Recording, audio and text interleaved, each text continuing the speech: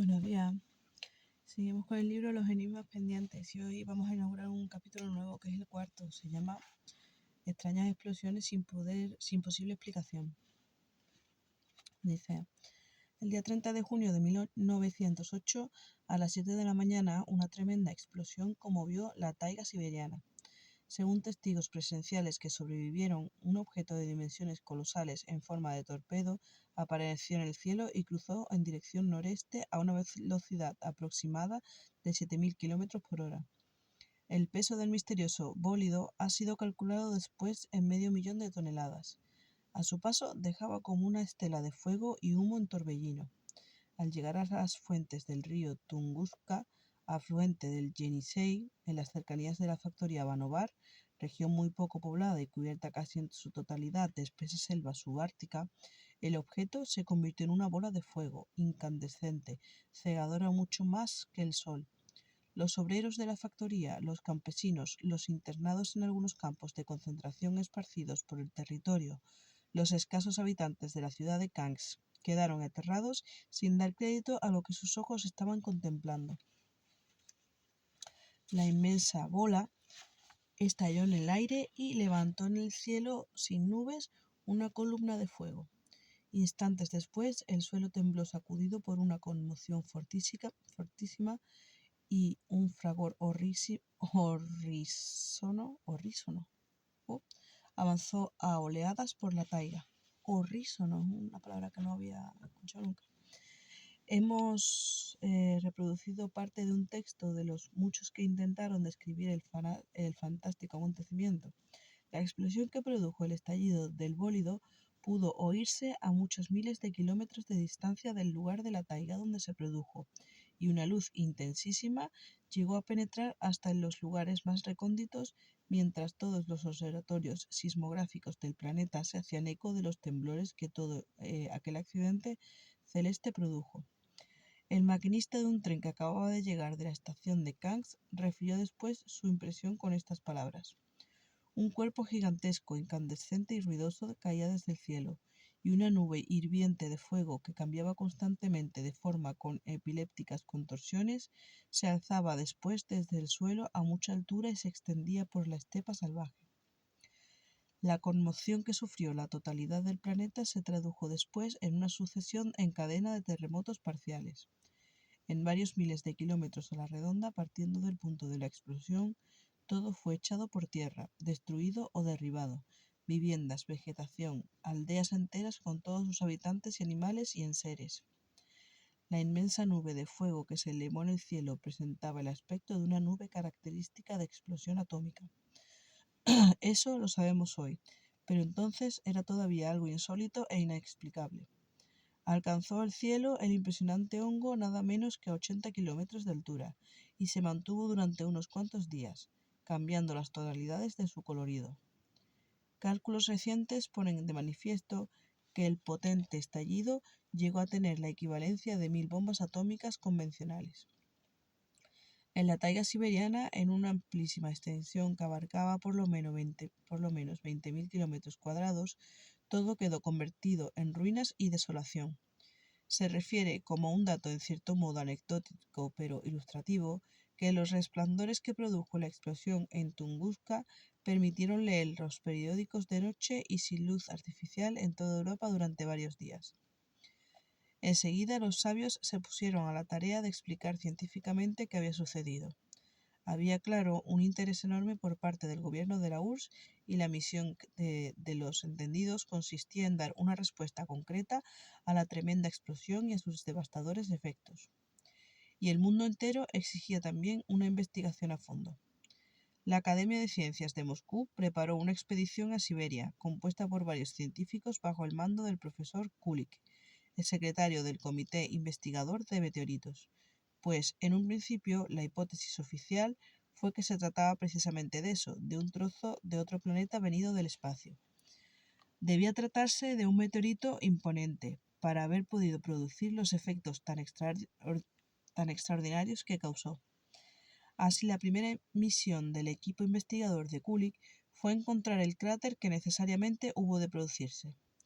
500.000 toneladas lanzadas contra la superficie de la Tierra a 7.000 kilómetros por hora tenían que haber dejado del encontronazo una huella en extremo patente. Pero no fue así. El cráter no fue hallado, aunque sí el lugar exacto donde debía estar. ¿Es que el cráter se había esfumado? De ninguna manera, simplemente no se había producido. En una extensión de varios miles de kilómetros cuadrados, los árboles estaban derribados en la misma dirección, partiendo de un mismo punto central, formando una circunferencia como si la explosión hubiera tenido un efecto parecido al lanzamiento de un cuerpo sólido sobre la superficie líquida. Si el cráter hubiera existido, estaría allí, en el punto desde el que comienzan los derribos. También se observó que los troncos de los árboles se encontraban calcinados todos por el mismo costado, por el calor desprendido desde el lugar central del cataclismo. Kulik, que el hombre no debía tener imaginación, explicó a su regreso a Moscú que había sido un meteorito gigantesco y que el detalle de que el cráter no hubiera sido hallado era un misterio, pero que el hecho carecía de importancia. Explicación que, por supuesto, no convenció ni a tirios ni a troyanos, ni a los rusos ni a nadie. Oficialmente resultó conveniente aceptar el informe de Kulik y se aceptó, de momento. Explosión y desaparición en el aire. Es la nueva parte del capítulo. Pero las expediciones de investigación continuaron y de las sucesivas visitas se fueron extrayendo datos muy interesantes. Muchos testigos que presenciaron la catástrofe aseguraron, sin dar cabida a la duda, que el imponente objeto incandescente apareció en el cielo a una velocidad de 7.000 kilómetros por hora, que eso era cierto, pero que después del bólido, o lo que aquello fuera, había realizado una frenada y había reducido esa velocidad a unos 500 kilómetros por hora. Maniobra de todo punto inadmisible en un bólido, en un meteorito que llega del cielo en caída libre y que, lógicamente, atraído por la fuerza de la gravedad, lo que hace es aumentar a cada momento, a cada metro, la velocidad que trae. El cráter seguía sin aparecer. Se tuvo en cuenta la posibilidad de que el meteorito se hubiera hundido tanto en la Tierra que hubiera borrado incluso el rastro de su impacto. Las investigaciones concluyeron asegurando categóricamente que no había chocado nada contra el suelo y que por lo tanto la explosión se había producido en el aire a una determinada altura. Los testigos indicaron también que aquello había descrito en su trayectoria un gran arco que abarcaba aproximadamente 600 kilómetros, y esta información vino a complicar las cosas todavía más. ¿De modo que el bólido había frenado y además había descrito una curva en la caída? Evidentemente no se trataba de un meteorito. Las investigaciones del profesor Alexandre Kazantsev descubrieron que toda la región de Tunguska, que se vio afectada por el accidente, presentaba un índice muy grande de radiactividad, circunstancia que ensambla perfectamente con los testimonios de testigos que describieron la formación ya clásica del hongo atómico tras la explosión. ¿Pudo ser una explosión atómica? En 1908 todavía no se había inventado la fatídica bomba de uranio, de modo que no pudo ser un experimento atómico de los que después se ha hablado centenares, aunque sí pudo ser una explosión atómica accidental y de origen desconocido. Paralelamente a los resultados obtenidos por Kazantsev en sus investigaciones, se abrió paso a la teoría que intentó explicar el fenómeno como un choque de antimateria contra la atmósfera. Sería admisible tal explicación si el bólido no hubiera descrito aquella maniobra de frenada y el arco de la curva, en cuyas acciones empleó un tiempo considerable de varios segundos. Un choque de materia-antimateria hubiera sido fulminante y se habría producido al tocar la antimateria con las capas superiores de la atmósfera. Y no fue así, porque la explosión se llevó en efecto a 15 kilómetros de altura después de las maniobras descritas de ninguna manera fulminantemente. La opinión más generalizada es que tuvo lugar a esa altura una desintegración nuclear de la que quedaron afectados los árboles, hombres y animales que padecieron luego las enfermedades típicas de la contaminación radiactiva, las que años más tarde se pusieron de manifiesto tras el disparate de Hiroshima. Y bien, si fue una explosión nuclear y todavía no existía, al menos que se sepa, la bomba atómica, ¿de dónde provenía aquella energía nuclear? El hecho de que el objeto que explosionó en el aire realizara maniobras y presentara características materiales indujo a aceptar un poco a regañadientes, la posibilidad de que se tratara de un accidente sufrido en los motores atómicos por una nave espacial gobernada inteligentemente. De ello las maniobras. El frenazo resultó excesivamente brusco y estallaron los motores, pero lo poco ortodoxo de la solución no ha dejado plenamente satisfecho a nadie. Indicios bíblicos de explosiones nucleares. Con menos medios para su investigación contó lo que también fue considerado un meteoro y que espantó a Italia en 1676, del que se halló información en un opúsculo editado por Giuseppe Sarafali, que se encuentra en la Biblioteca Nacional de Florencia.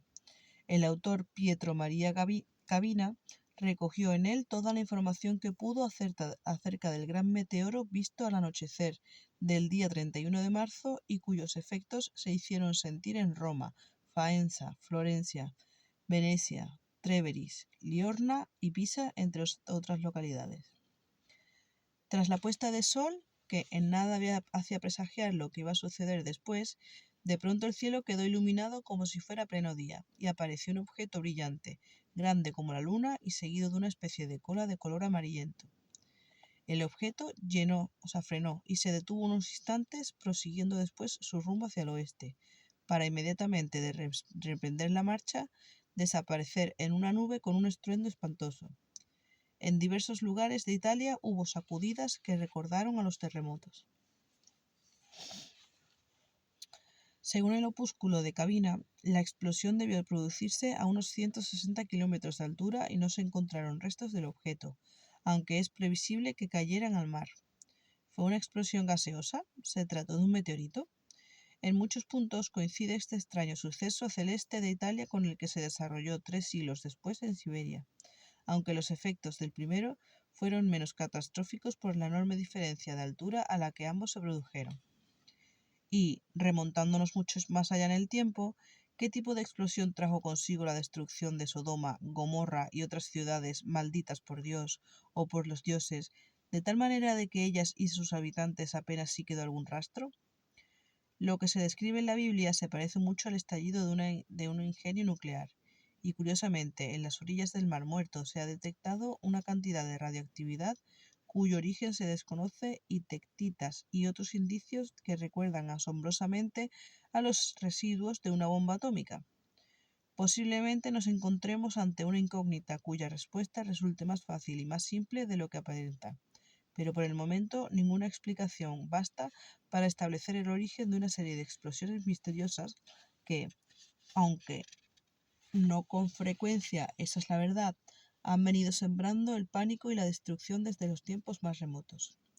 Si son el producto de una tecnología muy avanzada, tanto como la nuestra por sus efectos, a qué civilización perteneció y cómo desapareció, cómo han vuelto a producirse en fechas tan próximas a nosotros como el año 1908, y si sus orígenes son totalmente ajenos a la actividad humana, ¿cuáles son estos orígenes y por qué esos efectos tan destructivos? Nos tememos que el tiempo guardará todavía el secreto y que quizá no se descubra nunca.